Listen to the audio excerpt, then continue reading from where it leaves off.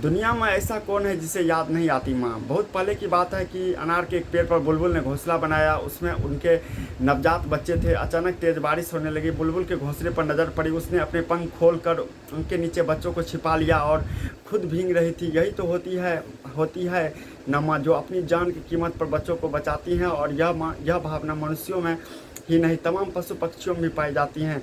मई माह का दूसरा रविवार माँ को समर्पित होती है। इस दिन दुनिया भर के देश सब मदर्स डे मनाते हैं। संसार में ऐसा कौन है जो बचपन को याद करे और उसे अपने माँ याद ना आए। हमारी पूरी भारतीय मनीषा में यह शब्द का सबसे अधिक मूल्य गुणवान है। और माँ की सत्ता ही है जो कहने की हम पितृसत्ता का राग भले गाते हैं। मेरी पीढ़ी की जो खुद दादी नानी बन चुकी हैं, जब अपना माँओं के बारे में सोचती हैं तो कैसी स्त्रियां याद आती हैं। ऐसी महिला जो पूरे परिवार के जागने से पहले उठती थी, चक्की पीसती थी, कोई गीत गाती थी और कोई झाड़ू बुहारू, मवेशियों की देखभाल, पूरे परिवार के लिए खाना पकाना, कपड़े धोना, पर घर की साफ सफाई, सिलाई बुनाई, गेहूँ को लेकर मसाले, पापड़, बड़ियाँ, आलू चिप्स बनाना, अचार डालना, मौसम में सब्जियों को सुखाना, दालों को सुखाकर मोयना लगाकर उन्हें पूरा साल के लिए सहेजना, कपड़े सिलाई पढ़ाई करना, स्वेटर बुनना, जीवन में बीमारी में देखभाल, दवा मद पथ परहेज की चिंता। यानी कौन सा ऐसा काम था जो वो नहीं करती थी। अनेक परिश्रम का फल था कि घर की आर्थिक चलती थी। हर एक की ज़रूरत पूरी होती थी। अफसोस उस दौर की जो परिश्रम को शिनाख्त पर उस पीढ़ी ने ना आज की पीढ़ी करती है, क्योंकि वह अपने उन कामों से पैसे नहीं कमाती थी। और घर के काम कौन सा काम अपना माना जाता था। आज माना जाता है कि आज नौकरी पैसा स्त्रियों के शायद उस दौर की महिलाओं के मेहनत को नहीं पहचानती थी और वे उपेक्षा करती थी। दिलचस्प क्या है यह भी नहीं कि जिस रसोई और घर में उस दौर की माँ का जीवन बीतता था, वह रसोई के कामों में सहायक उपकरण जैसे कि gas, heater, fridge, mixie, microwave, cooker आदि दूर दूर तक पता न था। आज तो ये उपकरण गाँव तक में मौजूद हैं।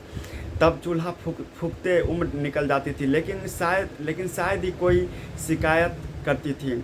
वह थक गई है, शिकायत नहीं करती थी, इसलिए कभी पता भी नहीं चलता था कि वो क्या दुख है, पसंद नापसंद क्या है। उस दौर की हिंदी मूवीज़ में भी देखें तो माँ की वही तस्वीर नज़र आती हैं जो ऊपर लिखी गई है। माँ के अपने जीवन का अर्थ सिर्फ दूसरों के जीवन का हर संभव ख्याल रखना और दूसरों की देखभाल ही रहा है, जिसे हम परिवार कहते हैं। यदि कभी संवेदनशीलता से सोचा जाए तो अपनी गाँव के हम अपराधी हैं, अपने माँओं के हम अपराधी हैं।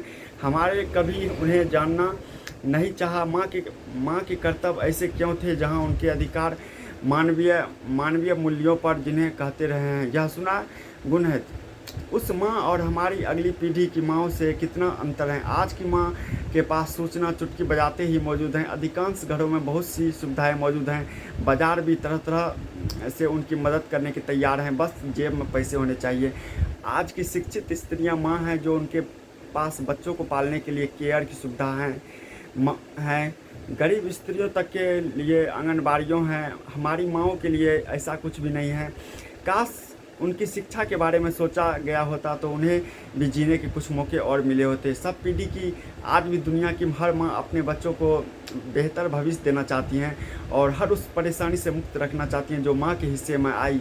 इसलिए मदर्स डे सिर्फ एक दिन मनाने के बजाय हर रोज़ ही क्यों ना सोचे कि अपनी माँ को कैसे उनके होने का एहसास कराए।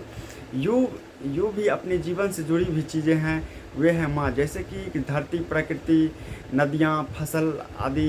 इसके अलावा अपने यहाँ माँ की किसी न किसी रूप में पूजा भी की जाती है। जय हिंद, जय।